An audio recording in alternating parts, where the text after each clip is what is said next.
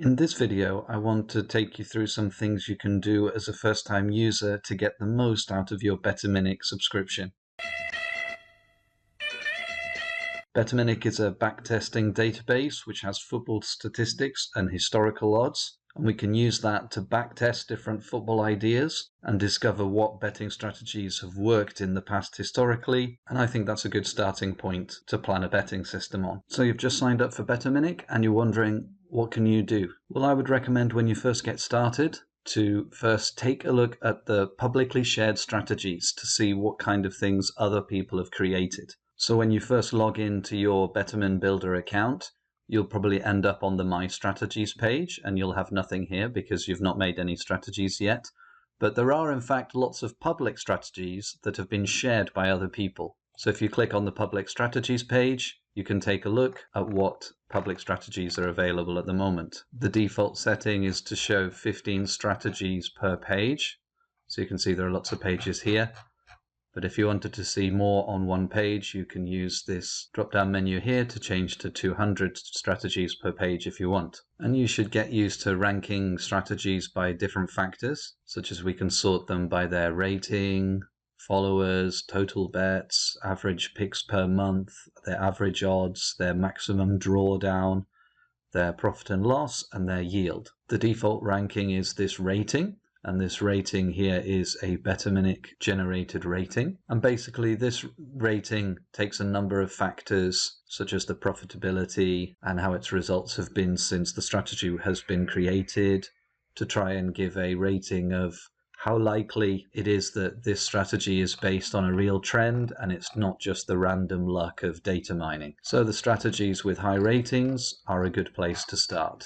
The maximum they can be is 100, and any strategies that have a 0 rating means that they haven't made any profit since they were created. So it's good to start by looking at the ones with a high rating. We can see the name of the user who shared the strategy, and we can see how many people are currently following these strategies. And you can rank the strategies by number of followers. And we see here the most popular one is actually this Colossus 06 scoring away overs with 311 followers. So we can see the popular ones here. We can see the bet type. There are 4 kinds of bet types on Betaminic, over 2.5 goals, match odds, home, draw, away win, and there's the double chance markets like home draw, and there are also draw no bet markets. We can see the total number of bets that this strategy is based on, and we can rank strategies by those that have the most number of bets in them, the largest amount of data, like this strategy is based on 30,000 bets worth of data.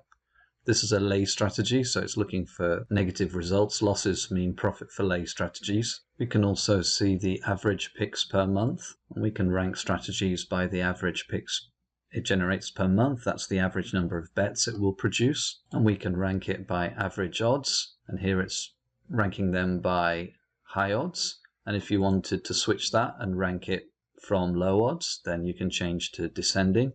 And then we can see strategies with low odds. And you can sort them by their maximum drawdown, like their biggest losing runs ever. Like this strategy has gone down to minus 2,800 points. Again, that's a lay strategy, minus 400 points. And again, you can reverse that and look for those strategies with the smallest drawdowns.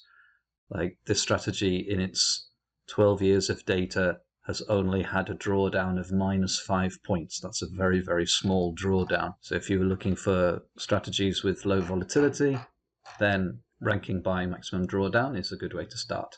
And you can rank by its total profit and loss as well. And we can see those strategies whose historical results generated the most profit. And you can also rank by yield, by its ROI, its return on investment, and see those strategies with a high return on investment. I recommend a good way to rank them at the start is by using this rating factor, because it combines a lot of different statistics together to give this number here. So I think it's a good place to start here. So after you've looked at the public shared strategies to see what kind of things there are, and you've ranked them by different statistics, then I think the next thing to do is to view the top strategy based on the Betaminic rating, to have a closer look at what a strategy is. So the top ranked one at the moment is this E2 strategy, and you can left click on the name here, or you can left click on the view button here to have a closer look at this strategy and look at it in detail. If you are using the free version of Betaminic, then you won't be able to see all the data here. You won't be able to see which leagues it's using. You won't be able to see the filters that the strategy is based on. You can get a subscription by clicking on Buy Picks, and I recommend the 30-day plan, but you can also just get a 7-day plan if you want to try it out. But once you get a subscription, then you will be able to see all the statistics here. Once you have a subscription, then you will be able to see the filters and also the leagues that are used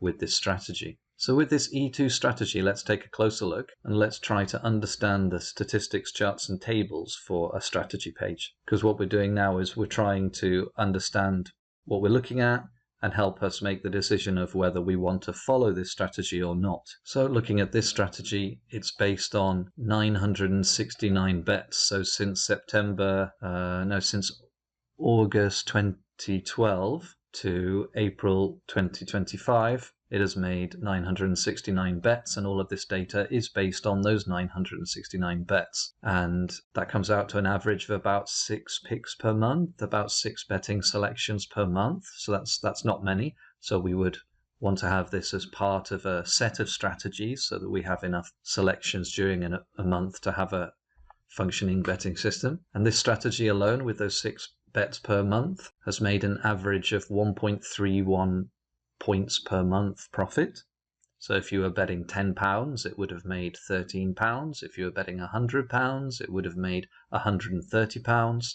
And that's one way to look at this figure. Multiply this by whatever your level stake is, and that gives you an idea of how much profit it might make per month. So if we were betting £10, then that might have made £13 per month on average, and if it's a 100-point bank, then that's a £1,000 bank, and with these 6 bets, maybe it'll make £13. So we would either want to use a bigger bank with that or to combine it with other strategies so we can make it a reasonable profit target per month. And we can see this strategy has a win rate of 53%, which is nice. It's always nice to win more than you lose, and it has average odds of 2.33. So definitely if you're winning more than 50% of your bets and you're betting at odds over even, then it's definitely going to make profit, isn't it? And its drawdown, its biggest losing run in those last 13 years has been minus 14 units. And then if we come back to thinking about this profit and loss, and we're thinking actually we only needed to survive a minus 15-point drop, then maybe we don't need a 100-point bank with this strategy, and a 15-point bank could do. But of course, that's incredibly small, and I wouldn't recommend that. But that's just one way you can look at this maximum drawdown and think, how big a bank would I need to run this strategy? If you were betting level stakes and you were just using a few strategies, then you could look at this maximum drawdown, and I would multiply that either by 2 or at least by 1.5 to make your bank. So for this, I might think, okay, I need a 30-point bank. So then if you're thinking if you have a 30-point bank, say if you had £3,000, then a 30-point bank would be £100 bets, and then you're aiming for £130 per month, and that's beginning to be a reasonable target, isn't it? Over its 13 years of data, it's made 201 points profit with a 20% yield. So that's what we can see from this data at the top. In the results graph, we can see how it has progressed, and it looks like a fairly smooth ride upwards. It does reach peaks and then drop down and then take a while to come back up. Over the long term, it has made profit. And we can also see a monthly view there, and you can see how there are months where it's had profit every month, and then it's had poor runs where it's just had little bits of profit, little bits of loss, and there've been big losing months as well. Here, 2 losing months in a row, and this is a really good way to see what I would say is a pretty normal strategy, is that you're going to have winning months and losing months, sometimes a lot of them together. And the real key with this kind of back-tested strategy creation method is that you have to make a plan and stick with it for a long time to give it a chance to repeat its trend, a chance for it to express its trend. So just because you have 1 or 2 months of losses, or if you have several months of kind of average results, flat results, it doesn't mean the strategy is not working. You just got to have a plan to get through it and to get through to those winning months because over the long term, it's creating positive value. And we can also see which leagues are included in it. For the league table, if you change it to 200, if you change it to show 200, then you'll be able to see all the leagues that are included in the strategy. And we can rank those by yield, for example, and then we can see which leagues have been included in this strategy. And we can see the leagues that have been included have all been making profit. So whoever made this at the time, they obviously picked the right leagues at that time. And you might be thinking, hang on, well, why haven't they included these other leagues? Well, I'll get onto that a little bit later on, but this strategy was created in 2018. And when it was created, the person was looking at different data. So they made their decisions with the data in front of them at that time. And I'll show you later in this video how we can also do that and have a look at the same data that the person who created this was looking at. And we can try and guess at what they were thinking, what their idea was. And we can also copy and make our own versions of this where we include these leagues now if we want to. And if we go down to the bottom of the screen, we can see what the last picks were, the most recent picks were for this strategy. And right at the bottom, we can see the last picks of this strategy, so the recent picks it made. And that also gives us an idea of what kind of matches is it picking, what kind of teams is it betting on here. Like Wolves-Tottenham, it's backing Wolves at home, and that won. And here we have Austria-Vienna versus Salzburg, and it's backing Salzburg, and Salzburg won there away. So it's backing home and away teams in different situations all around this odds level. And again, you can click to see more of those past records, and you can even download all of those. Up at the top on the left, you can left click to select and download all of the files and download all of the past results as an Excel or CSV file. And then you can analyze those results and even do staking tests on them. So there is a lot of data available for each strategy so that we can make the best decisions we can with the information in front of us. Once we've had a look at the statistics and the charts and the tables, I want to show you a very important view change, which is how to switch between all results and since shared results. So up here at the top left, you can see all results and since shared. And what this does is, this strategy was created in 2018. So when it was created, it was based on just back-tested data. But all the data since this date is new data. So if we click on the Since Shared button, it will show us the data since this date, since this was created, since it was shared, since 2018. And so we can kind of see if we had followed this strategy since it was shared with just new data, what would have happened. And it has made profit over that time. And I think it's very important to always compare all the results with the since shared results, because here we can see how this strategy performed. It's all well and good for someone to say, oh, look at all these backtest results. But once we look at since shared, it's like, well, what if I had actually followed it since it was created and it would have made a profit? And I think this is definitely the first step in deciding would you want to follow a public strategy is, has it actually made profit since it was shared, and how many bets has it made during that time? And so we can see that this strategy since 2018, since it was made, has made 500 bets and it's made 66 units profit. So if you were betting £10, that would have been £660. If you were betting £100 per bet, that would have been £6,600. And those are nice numbers. But you would have had to follow that for 6 or 7 years to get those numbers. That's a very long-term betting plan. And we can see the graph during those 6 years. Yeah, it's kind of 6 years, isn't it? And notice how for the first year, from February 2019 to February 2020, it's only made 2 units profit. And a lot of people might give up during that time. But if it's only making 6 bets a month, then that's probably only about 70 bets have been placed during that time. And it's ended up with just coming out of being in the red after 12 months. So a lot of people might give up during those first 12 months. But if you stick with a strategy that you believe the football logic of, that you believe the backtesting of, then it can lead to positive results long term and a very nice yield. And you can see how in each year, yeah, there's long flat runs and then it comes up, and there's more flat runs and it comes up. And then sometimes it looks like it's just slowly descending down, and then there's another jump and it comes up. And this really is the nature of football statistics. It's never a smooth ride up. And month to month, and even 3 months and 6 month periods, you can have a lot of flat, because this is value betting based on big data. We're not picking winners, we're just picking value bets where we think the market has it wrong. So you've got to be able to get through those long flat runs and those losing runs to get these kind of results at the end. And we can see that on the monthly as well. See what kind of results came in monthly, long flat runs, and then some really good positive runs. And it's had some good results recently. But yes, with the since shared results, we can really see what's happened since this strategy was created. So once you can see those statistics and you can see the results, the since shared and the all results, and you're thinking you might want to follow this strategy, then the next step is really to try and understand the football logic behind the strategy filters. Why did the person who made this choose those filters? What is his thinking behind that?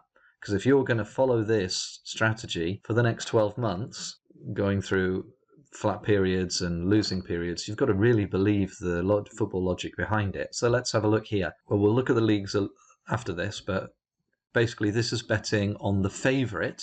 So that could be the home or the away team, when the odds are 2.05 to 2.55. So this is when the Pinnacle opening odds. So when the opening odds on the market from Pinnacle are 2.05 to 2.55. Note that this is the opening odds, not the closing odds. And this is an important thing to understand. And if we look at the last picks part at the bottom, we can see again, we have opening odds and closing odds, and these are often different. The opening odds come out a few days, sometimes even a week before an event kicks off. And the opening odds for Pinnacle are probably based on 2 to 3 odds calculating models, where they look at various statistics like shots on goals, form for a team, to come up with some opening odds predicting the probability of each outcome in the next match. And what they will do is they will take their computer generated model prices and they will allow limited access to them to a few professional bettors. They're called sharps, and those based on what kind of bets those bettors place, they might adjust those odds that their betting model created as basically the professional bettors who are putting their real money on these odds. If they bet a lot on something, then Pinnacle knows they've got it wrong, and they might adjust their odds down or up depending on that. And then once those computer model generated odds have been checked by professional bettors, then they will be released to the general public as opening odds. And when they're released as opening odds, that's when the general public get their chance to bet on them. And again, if the general public think those odds are too generous, too high, they'll start placing a lot of money on those bets. And then, for example, if a lot of people start betting on the odds at 2.32, then Pinnacle will start to reduce those odds. And when it comes to kickoff, we'll end up with closing odds, which is after the market has had its way with them. So it ended up at 2.24. So the opening odds of 2.32 ended up being a bit too generous, and we ended up with closing odds of 2.24. But this works the other way as well. So for example, with this match, the opening odds were 2.33, but the public market ended up betting on the other results, the draw and the home win, Austria Vienna in this case. So because of that, Pinnacle ends up increasing their odds to 2.4 to try and encourage more people to bet on this result to even out their liabilities. So opening odds sometimes go up and they sometimes go down before the actual kickoff. But all of these strategies are based on the opening odds. And then the results, the profit and loss here, is based on the closing odds. So we don't need to bet on opening odds. We just need to bet on closing odds, because these opening odds can change quite quickly once they come out and different bettors start placing bets on them. And Betaminic have done tests on this, and they've worked out it doesn't matter whether you bet on the opening odds or the closing odds, the overall result will be about the same in terms of profit and loss, because some of them go down and some of them go up, and it averages out that it doesn't matter so much. So don't worry about trying to get opening odds or trying to get closing odds for this betting method. So this strategy is backing the favorite when they're not odds-on favorites, they're not below 2, so we'd call them weak favorites, I guess. So we are backing weak favorites, and then let's look at the next filter. percent wins of the home team over the last 5 overall, 45 to 69%. So what this means, in the last 5 matches, this team has won 45 to 69% of those. So, but think about that. 5 matches, that means that means one win is worth 20%. So above 40% means 3 wins, and it's not above 69, so it's not getting to 80, so it's not 4 wins. So it's basically 3 wins. So the home team has won 3 out of their last 5 games overall. That's home or away. So we're not betting on teams that have just won once or twice, or they've won all of their last 5, but they've won 3, exactly 3 out of their last 5 games, home or away. And here the away team, in their last 10 matches as the away team, have won 45 to 85%. So here it's the last 10 matches. So one match is worth 10%. So at 45, that means more than 4 wins. And at 85, that's less than 9 wins. So we're talking 5 to 8 wins. So the away team has not won 4 to 8 of their last away games. So let's try and understand that logic again. In the last 10 away games for the away team, they have not won 5 to 8 of their last 10 games away. So if it's not wins, that could be draws or losses. So basically, they've drawn or lost their last 1 to 4 away games as the away team, or they've drawn or lost their last 9 or 10 away games. So a little bit, I'm looking at that going, what's the logic behind that here? Okay, because we're betting on the favourite in this match. So we're betting on a home team that's not super strong and not super weak, because it's won 3 out of their last 5 games overall. We're betting on the away team that's either really strong or kind of normal and average. I'm seeing kind of mixed messages there, but this betting system is working, isn't it? So it's very important to look at that football logic and decide if you agree with that or not. Because we're backing the favourite, if we end up backing an away team, it will be an away team that's actually been winning quite a lot as the away team. We're probably backing a home team who's playing an away team that hasn't had all those victories away. Because if it were, then the home team wouldn't have these odds as low as this level. So actually, I think it means we're going to be betting on home week favourites that have won 3 out of 5 of their last matches against an away team that hasn't won away quite for a while. Or we're going to be backing an away favourite that's done quite well against a team that's not absolutely dominating at home. If we come down to the bottom, how are we backing here? Tenerife at home, away team, home team, home team, home team, home team, home away team, home team, away team. So it's kind of split between the two.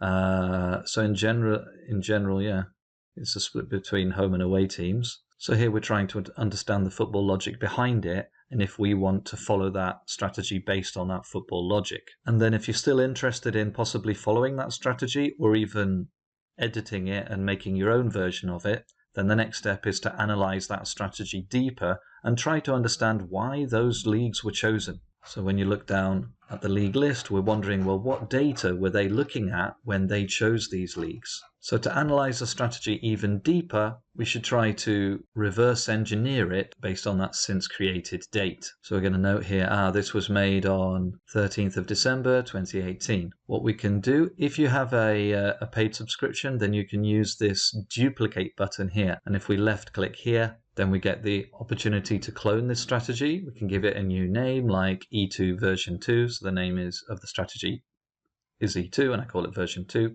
And then we take that since created date and we filter the data using a custom date. So we go to the filters here and go to time period and select custom date range. And we want to limit the data at 2018, December 13th, because that's when this strategy was first created. And when are we going to start it from? Oh, I just picked some random date in the past. So the database runs from 2012, so any date before 2012 is fine. And if we do that, then we end up seeing the data the same way the original strategy creator would have seen it when they were making this. So they would have seen these statistics. 467 bets, 57% win rate, and a nice yield, and a nice smooth graph here. So this is the bit we're interested in now. We're looking at the leagues. Let's look at all 200 leagues. Let's sort it by yield. And let's try and guess what this guy is doing. So we can see immediately there's a lot of small leagues at the top, Iceland, Estonia, Lithuania, that are excluded, not included. And then we've got some more major leagues, Brazil, Austria, Belgium, Japan.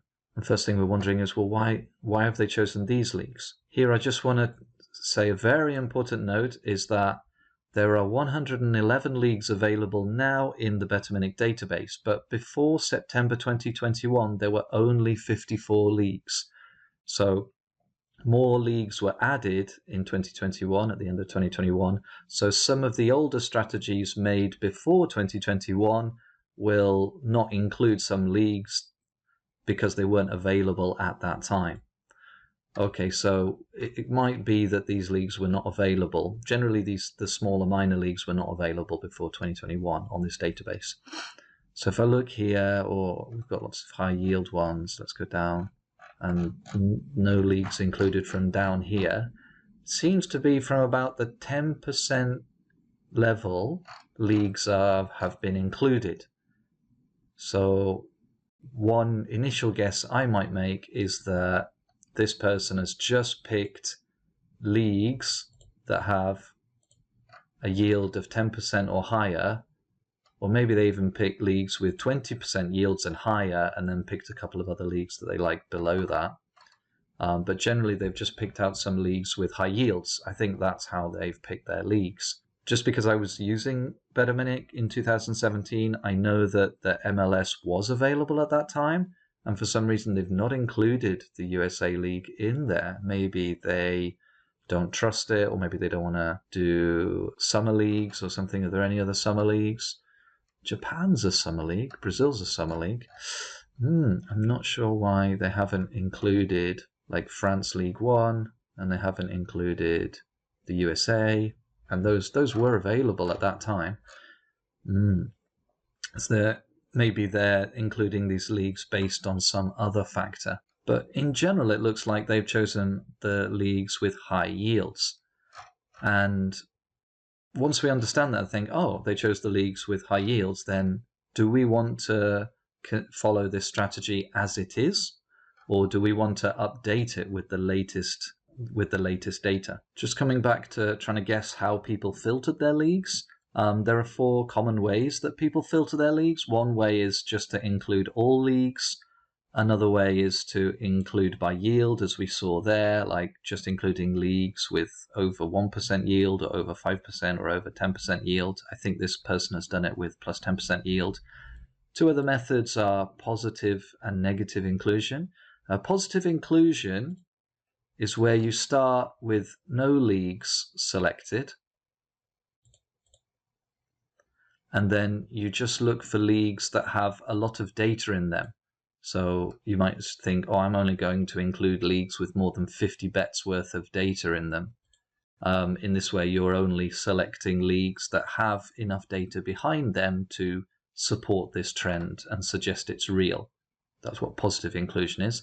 Negative exclusion is where you start with all leagues and you only exclude losing leagues when they have a lot of data in them that really is enough data to support making a decision of ruling out this league.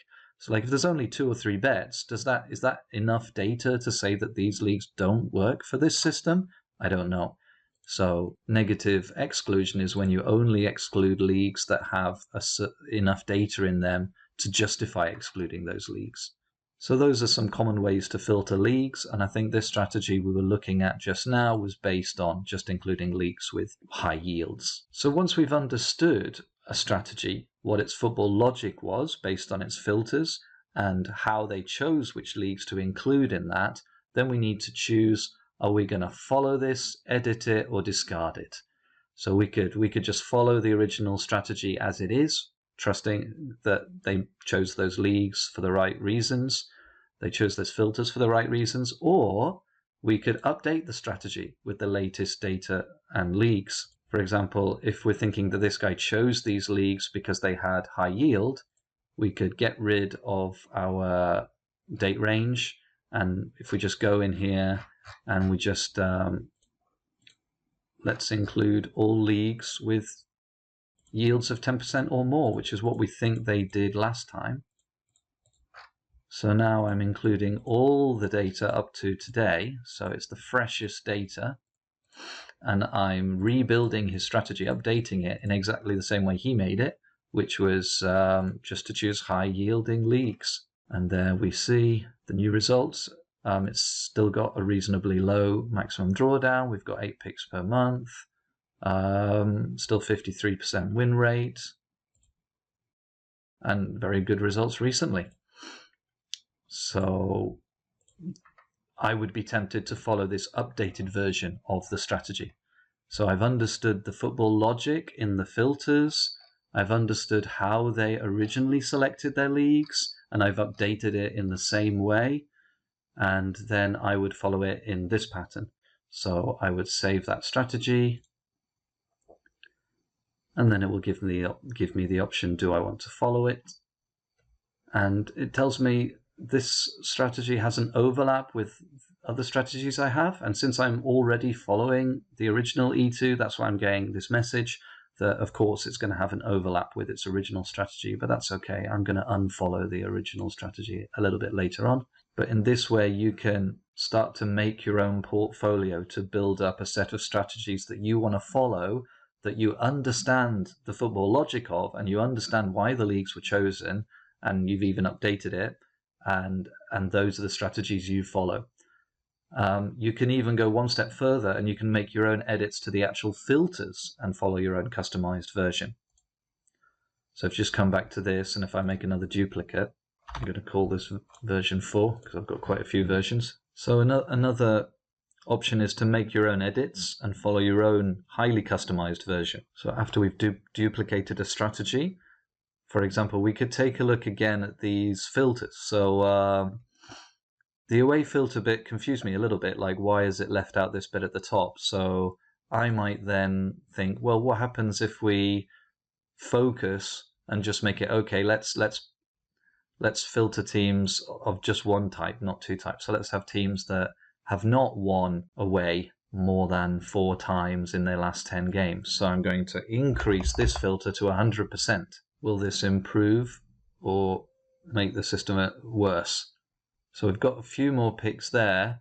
My drawdown's gone higher. The yield's gone down a bit, hasn't it?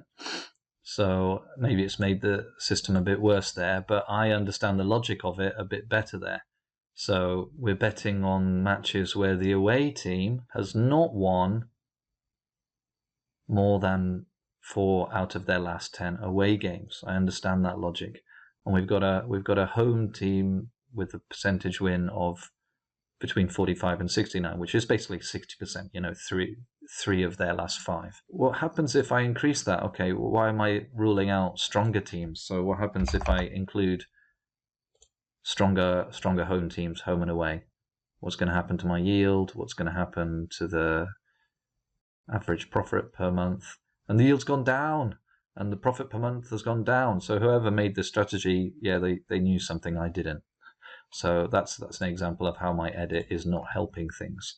So, and I think the logic behind that would be that if we are backing home teams that obviously have super strong home form, then a lot of people are going to be betting on those games, and the odds on those games are going to be pushed down, and the value will be squeezed out of them. So we're obviously picking teams that they're not super strong at home, but they're also not rubbish, and they're playing an away team that's not super strong. And it's when the home team is not a strong favourite, and that seems to be working for this strategy. If I wanted, I could see, well, why are we stopping at 2.55 odds? Why don't we go all the way up to 2.75? And again, make that edit, have a look at the yields, and have a look at the drawdown. The yields have got worse, the drawdowns got worse, the win rates got worse.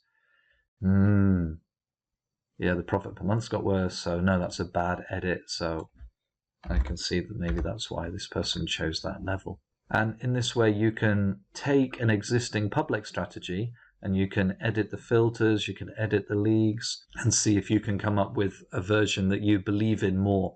And that's the real key thing. You have to really believe in the filters that you've chosen and really believe in the leagues that you've chosen, because if you're following it through a period of losing months, like look, that's 5-6 months in a row, and you want to be able to get through that, to believe in it so that you can reach these consecutive months of profit as well, because it does come in waves. There's long flat bits and then rising parts. The eventual result is profit, but you do have to stick through the long term. So for that, you have to really believe strategies. Just following a strategy that I follow or that someone else recommends, when you hit a losing run, it's very easy to give up on those. So it has to be a strategy you really understand, that you like the logic of, you believe the logic of, you've back tested it, you've looked at different variations, and then you choose to make a decision to follow that for a year, for 12 months at least, for at least 1,000 bets, and give it a chance for its trend to repeat. So just to review there, a good way to start is to look at the public strategies, to play around with ranking them by different statistics, and then initially it's best to rank them by their Betaminic rating, then have a look at the top one and try to understand its statistics, look at its all results and its since created results, and try to understand the football logic behind the filters, and also try to understand why those leagues were chosen. And then you can choose, if you want, to then follow, edit, or discard that strategy based on your own analysis. And that's the real key there, that you are in full control of your betting with your eyes open and you know exactly what you're getting into. I think often updating the strategy with the latest data and leagues can be a good thing, or just following the own original strategy. Over time, as you get more used to the software, to the tool, you can start to make your own edits and create your own customized versions. And at the start, I recommend doing that with the current top 10 strategies. So in the public strategies area, you can go down these top strategies, view them, duplicate them, understand what they are, go through them one by one and decide if you want to follow them or not.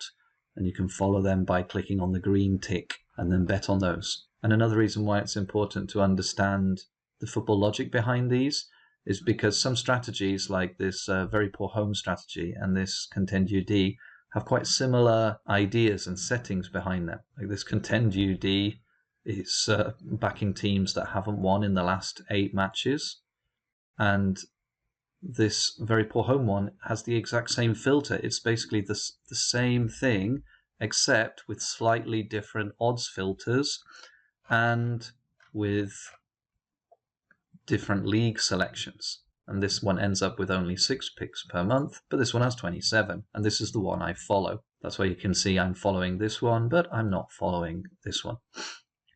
So it's important to look at each strategy, to understand the top strategies, what the football logic is, why those leagues were chosen, and then do you believe that one? Do you want to follow that one for 12 months? If you can get up to step 9 in your first weekend with Betaminic, that's a really good start. I think that's what you should be aiming for, at least going through the top 10 strategies and picking out a few of those to follow. When you're ready to move on and you want more strategies, then I recommend also taking a look at the strategies that come from Betaminic's Best Of article for each year. So this is 2025, so there's an article Best Of 2025, and on the Betaminic site, if you go to their blog, they have their major articles, and here is the best betting strategies for 2025 that they published at the start of the year.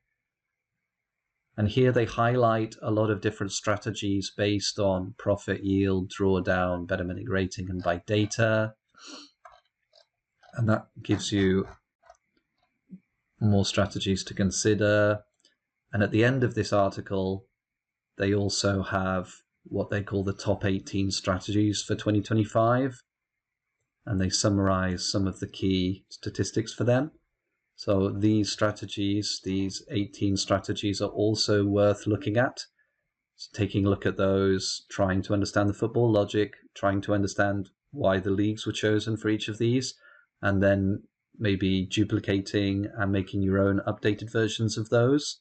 That's a really good pattern to get into. And you can even check the strategies that I follow. On my bettingsystemsguide.com website, in the Betaminic value strategy section, I have my 23 strategies that I recommend taking a look at. And altogether, my strategies have about 400 picks per month, a drawdown of -78, but trying to get about 45 points per month profit on average. But I need to do a little bit of special stake management for such a high drawdown. Once you've chosen a set of strategies, then I recommend using the aggregator function to check your portfolio drawdown. You can see this image on my website where we've got lots of strategies together. This was done with the aggregator function. And then back in the Betaminic builder at the top, there's an aggregator. And if you go here, and I recommend sorting the strategies by name. And then if you go down the list of strategies and find the strategies that you are following, click on them. And if you put it in alphabetical order, then it's easier to go down and find the strategies that you're following. And then once you select those, at the bottom, it will put them all together into an aggregator and give you a combined maximum drawdown and an idea of how many picks per month, how many bets per month are going to be generated by it, and the overall yield from that. And this is a really useful tool just to see how your set of strategies might work together with level stakes. On my website, I have an image of the 23 strategies I picked out at the start of 2025 and what their aggregate results would look like. If you have done all those steps, then you've cleared the most important parts of using the Betaminic builder, which are to look at the public strategies, to understand the strategy's football logic, to analyze the leagues a bit deeper, to choose to follow the strategy or update it with the latest data, and to use the aggregator to check out what your current portfolio looks like as a multi-strategy system. So then you can start betting. Choose your staking and your bank management plan. The safest, most common version is level stakes. Some people like to use percentage stakes, and there's even Whittaker staking, which is what I use. That's my own staking plan that I created myself. Again, on my website, on the staking plans, Whittaker staking, you can read more about that. But in a nutshell, Whittaker staking bets more on low odds and less on high odds. So it bets more on games that are more likely to win, and it bets less on high odds games that are less likely to win. And that Whittaker staking has had good results on different betting systems when I applied them in tests. But at the start, it's very good to just go with level stakes. And a big reason for that is because the Betaminic builder aggregator tells us the maximum drawdown of the set of strategies we're using. Take that number and either times it by 2 or by 1.5, and that's your unit bank for your level stakes bank. And then that gives you a good idea of how big a bank you need and what is your profit target if the trend repeats its historical self. And then when you follow your system, I really do recommend planning to follow each strategy for 1,000 bets.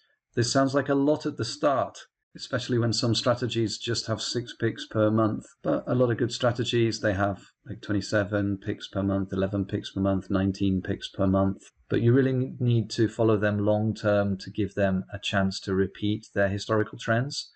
Because if you just follow them for a few bets, there's much more chance of short-term volatility.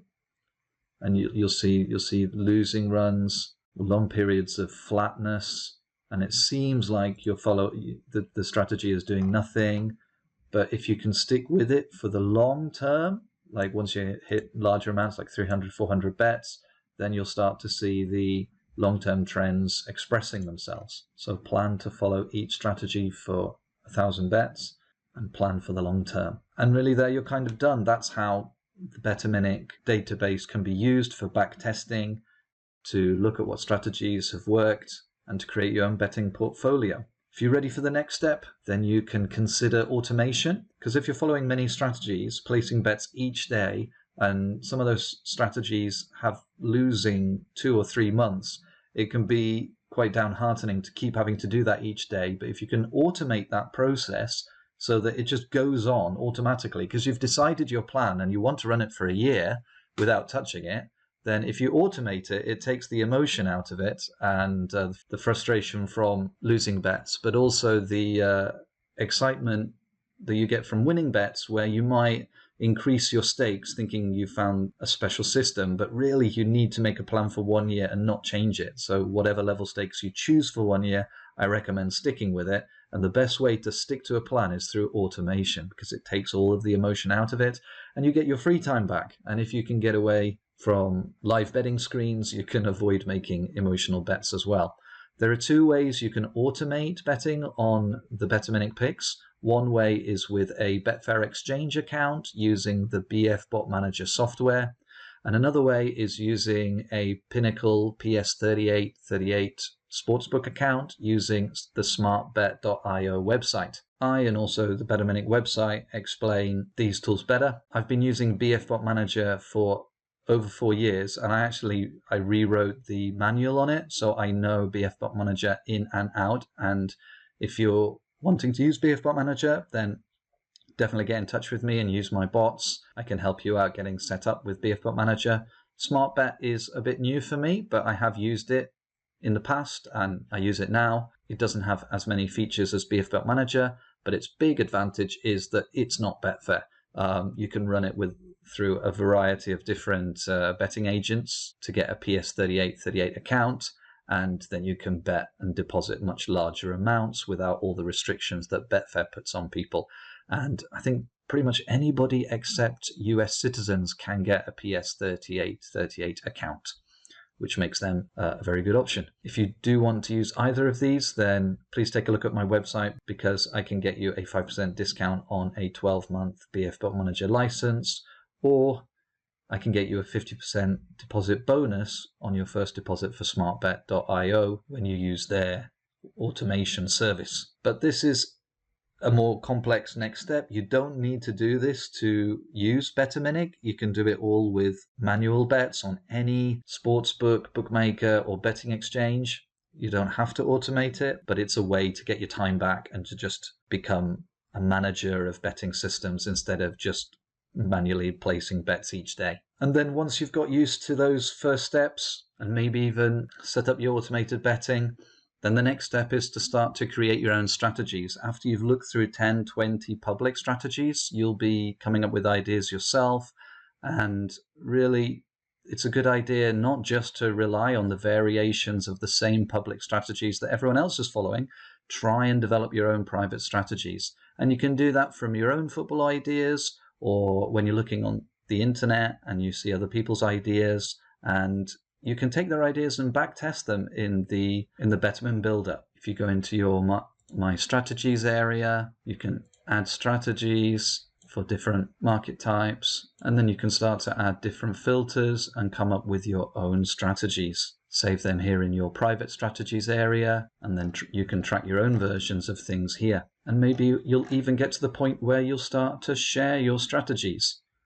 And you might think, yeah, why are people sharing their strategies? And part of this is due to the very clever way that Betaminic have set things up here to encourage people to share, is that in your My Strategies section, there is a limit of just 25 strategies. You can only save 25 strategies here. So if you have lots and lots of strategy ideas, if you share them and it becomes a public strategy, then it's here forever.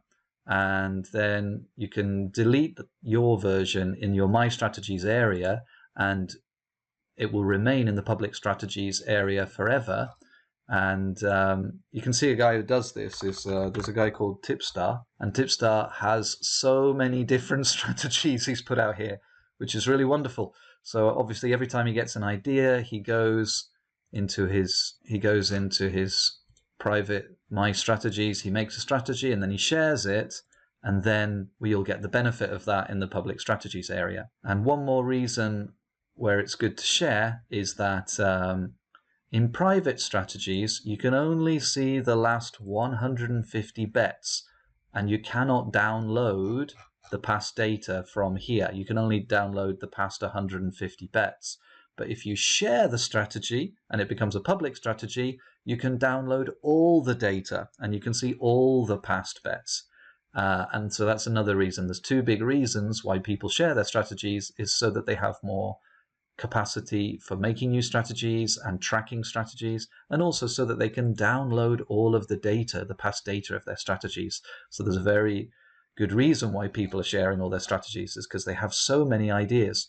And sometimes you don't know which one's going to work well until you make 4 or 5 versions of a strategy, share them here, and then track their results and see how they're doing. And then you work out, this one's working. And then you can follow the strategies that even you developed and shared here, like these ones, TW System 1BM, that's me. I've made a lot of those. And you can follow your own strategies in the publicly shared area as well.